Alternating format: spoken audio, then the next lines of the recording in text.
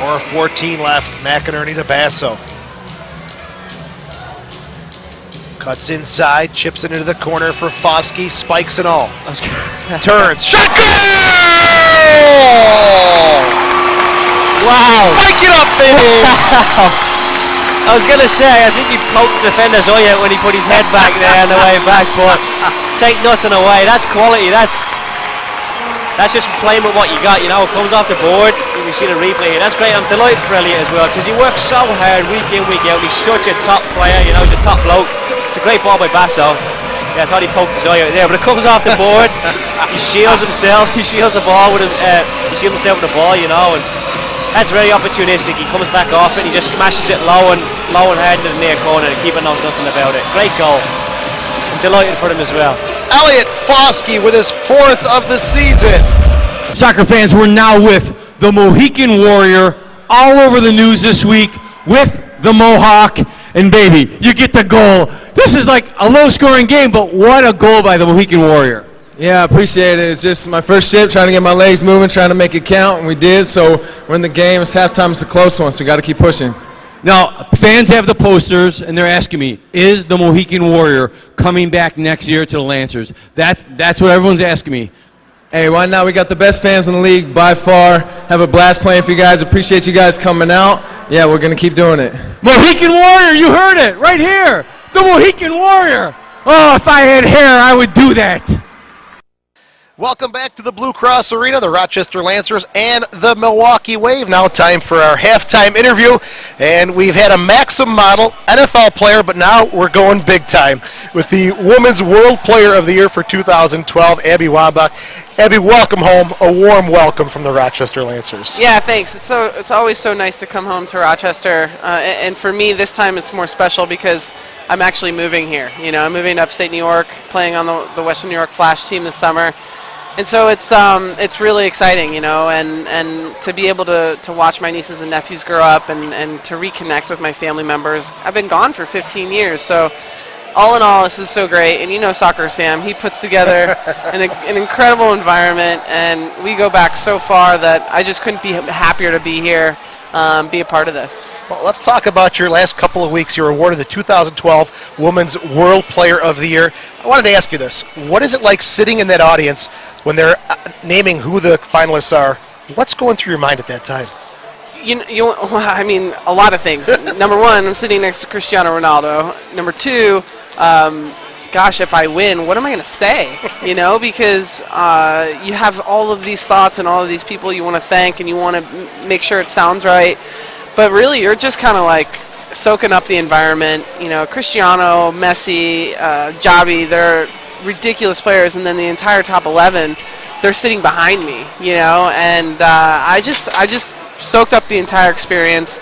I'm so proud to have brought back the Player of the Year for the United States. It's been a long time, and I think it's really cool because you know, I think Alex is going to have her time as well to be that top dog, and in fact, I'm going to guarantee that. So. We are so honored that you're from Rochester. You win the world's highest award. What a summer it was for you. That Olympic, your second gold medal. That game against Canada was one for the ages. Yeah, it was. And I don't want the games to be as tight as they kind of end up. And my teammates kind of feel the same way. But, you know, that game was kind of killer in that every time that they went up, it was like, no way, we're not giving this up. We're not letting this happen. And yeah, of course, you know, referee makes a lucky call for us on some level, but that's sports, you know, and you just gotta figure it out. You gotta you gotta play whatever hand you're dealt. And I thought that our team did really good with the things that happened throughout that game. I mean, it was crazy. A lot of people tell me that was one of the best games I've ever seen, and there's no quit in our team, and that's, I think, why we end up winning a lot of championships. And now, June 2nd, you guys get to do it again. Yeah, I think they're touting it as the rematch. It's actually on my birthday, too. So happy birthday. It's yeah, going to be a big one. Yeah, and it's in Toronto, so it's not too far from Rochester, right, which will be, I think, really fun for my family. I know they're probably all going to want to show up and watch. Now, coming up this summer, you talked about playing for the Western New York Flash. There's been other women's leagues that have made a run. What's it going to take to make it a long-lasting league? Well, I mean, money. Let's be honest. I think that women's sports has struggled to keep a strong foothold in their arenas because most of the corporate dollars are going to the male-dominated Major League sports, and for us, we need to have really rich owners that are passionate about the game. Because women's soccer is different than men's soccer, and I think that our team has so many special players, kind of combining that with the Canadian and Mexican national teams to have almost like a North American pro league, even though it's all here. It's going to be exciting. I know that Joe Salin has dedicated and basically donated so much of his resources and money to women's pro soccer, and I'm super thankful for that, and I'm really excited to come and play home in my hometown, because I think as a responsible female athlete, it will give our team more a chance to survive, and it will give the league more of a chance to survive. There's going to be 11 home games, and I guarantee you there's going to be tons of fans coming for 11 of those games, and that's the expectation. I'll be calling those games this summer. I look forward to calling Abby Wambach on the goal. Thank you for your time. Congratulations on your award. We know you're busy here today, but thank you very much. Thanks so much. Abby Wambach, the Women's World Player of the Year for 2012. Thank you very much. We'll come back with second half action. This is the Lancers Broadcast Network. I've seen you play soccer since you're about 12 years old, and I think it's God-given, your ability to head the ball and to shoot, with your head. But you practice it. And I think all you players out there, she's really good. How hard do you practice that skill? And how important is it that they listen to their coaches? Yeah, I think with heading itself as a skill, I think the most important thing is having courage, not worrying about if it's going to hurt. I guarantee you if you score with your head and it hurts a little bit, and if the ball goes in, the pain kind of goes away. But it's about having the proper technique. I know a lot of parents worry about concussions and whatnot with all the things that are happening now with soccer, and it's important to teach the proper skill. And heading is one of those situations where, yes, I practice it every single time I'm on the field.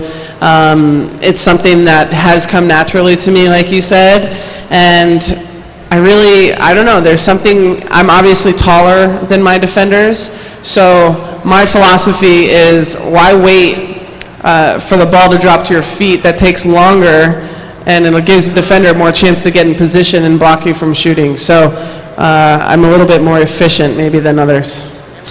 The next World Cup is in 2015 in Canada, and let's just make it official right here in Rochester. You plan on playing in that and finally getting that last thing done, right? Well, right now in this moment, yes. You bet I'll be there. But there's a lot of things that have to happen from now until then. I'm an older player. I have to make sure I take care of my body, and the new coach, he's got to choose me. Even though I've won Player of the Year, I still have to continually try out to make the team, and that's definitely something that I've been humbled to believe and actually feel, because I'm the youngest of 7, and my brothers and sisters up in the box up there, they kind of beat me up a lot when I was younger, so they taught me some really good lessons. Well, it's a great thing for Rochester that you're here today. I want to thank you, and all the fans, I'm certainly very happy that you're here too, so thanks, Abby. Thanks, Jeff. Have a good night, everybody. Let's hear it for Abby Wambach and Jeffy Veronica, and please, fans, in the summertime, we got to go support the Western New York Flash. It's going to be a beautiful thing. Here's Mauricio. Steps up. Fires. Goal! Three-pointer! The Lancers have a 5-4 lead! Absolutely awesome. I was just going to say, is it time for Mauricio to step up, and yet again, one of our big pleasure. Top 2 players in the team, Mauricio and Dougie, obviously one of them stepped up to the plate. Obviously it's a big deflection, it goes past the keeper and a flash, but in saying that, Mauricio's got such a threat, I think it goes through the middle of the wall. Yeah, it goes through the middle of the wall, Perez turns his back on it, and he won't be happy with that, but that's just a threat that Mauricio has. No one wants to get in the way of that rocket, and it just flies past the keeper. 34th goal of the year for Mauricio Salas, and the three-pointer will bring his tally up to 96 points on the season. Restart for Martinez. Back to Mauricio. He steps in. Shot. Vorberg makes a save. Rebound. Goal!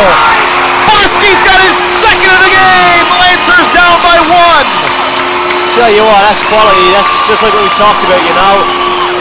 Maybe it's not going to be Mauricio, maybe it's not going to be Dougie tonight, but Elliott's coming up massive for the team and for the cause, you know. And here we go. It's a great shot from Mauricio first and foremost. Gets the assist. And I was going to have a go at Elliott because I thought he should have taken the first time, but he knew what he was doing. He had enough time, enough confidence to take a touch and just pop it over the keeper. That's great feet, you know, because that comes back so quick. He has to take a touch, he has to dig it right out. But to take that touch right where he wanted it and dig it out with his toe, that's quality. That's great play by Elliott. Fair play to him. 5th goal of the season for Foskey. Second of the game. Salas gets the assist. Here we go. Miller's over the ball. He's got Salas to his right. Miller steps in. Shot. Goal! He saw just a little bit of an opening. Awesome. And he buries it. 9-8 Lancers. Absolutely awesome. I thought he was running home there for a second, but he went to give his daughter a kiss. That's quality. Nah, great stuff by Dougie, and always, like I just said, massive moments, and you need massive players, massive moments, and Dougie's seen an opportunity, seen an opening, and smashes it in the back of the net. It's quality. I don't know if I get in the way in that either, but here we go. He lines it up. Don't know if it goes through the wall. No, you just go to the left of the keeper, not even through the wall. So he picks it out lovely, and that's quality play by Dougie. Great stuff. 44th goal of the year for Doug Miller. 102 points. On the free kick, Miller has given Rochester the 9-8 lead. 16 seconds left. 15 seconds left. Greenfield pressured by Ortiz. Reif off the boards, back to Greenfield. 8 seconds left. Come on, boys. McNeely with the steal. The clearance. The Lancers have won it. Awesome. This is probably the biggest victory in franchise history for the Rochester Lancers. Their backs against the wall. Absolutely incredible. Against the defending champions to keep their playoff hopes alive. The Lancers with a gut check win it 9-8.